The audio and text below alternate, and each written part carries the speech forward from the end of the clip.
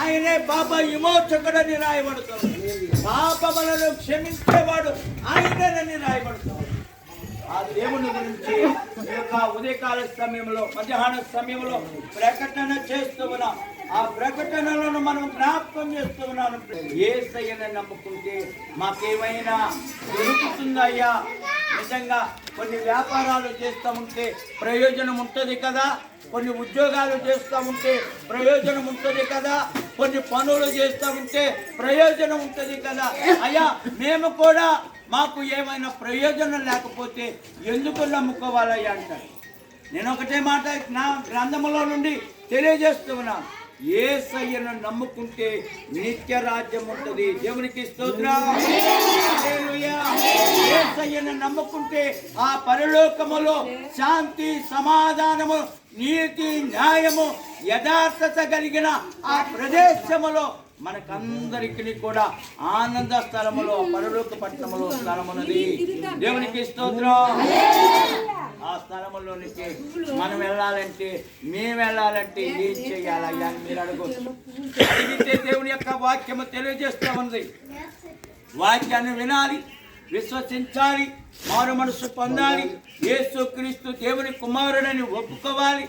అప్పుడే నిజంగా బాప్తిసం పొందిన మనము ఆయన్ని ఒప్పుకున్న తర్వాత నిత్యరాజ్యం ఉంటుంది. అంటే అయ్యా అందరూ అలాగనే చెబుతూ ఉన్నారు, అందరూ అలాగనే మాట్లాడుతూ ఉన్నారు. ఎవరి దేవుళ్ళను గురించి వారే చెబుతూ ఉన్నారు.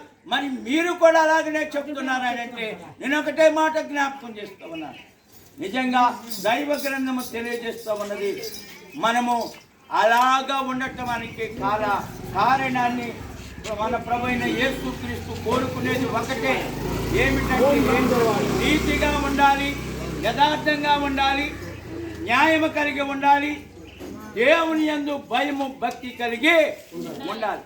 అలాగ ఉంటేనే మనమందరము కూడా నీతి, యథార్థత, న్యాయంగా ఉంటే భగవంతుడని ఆయన, దేవుడని ఆయన, ప్రభు రక్షకుడని ఆయన మనందరి పాపాలు క్షమిస్తాడు. అలాగనే కాదు, మరొక మాటను కూడా జ్ఞాపకం చేస్తామంది. నిజంగా ఎవరైతే వస్త్రహీనులు ఉన్నారో, ఎవరైతే పేదలు ఉన్నారో, ఎవరైతే అనాథలుగా ఉన్నారో వారిని పరామర్శించి వారి యొక్క విధుల్లో మనము కూడా వారి భాగస్తులుగా ఉండి వారికి సహాయం చేస్తేనంట ఈ లోకములో మనము సంపాదించినట్టే వారికి సహాయం చేసిన సహాయమేనట పరలోకములో ధనము దాచబడి ఉంటది. దేవునికి స్తోత్రం. హల్లెలూయా. సహాయాన్ని మనం చేస్తూ దేవునికి ఇష్టమైన బిడ్డలుగా ఉండాలని కోరుకుంటూ నా మాటలు ముగిస్తూ ఉన్నాను.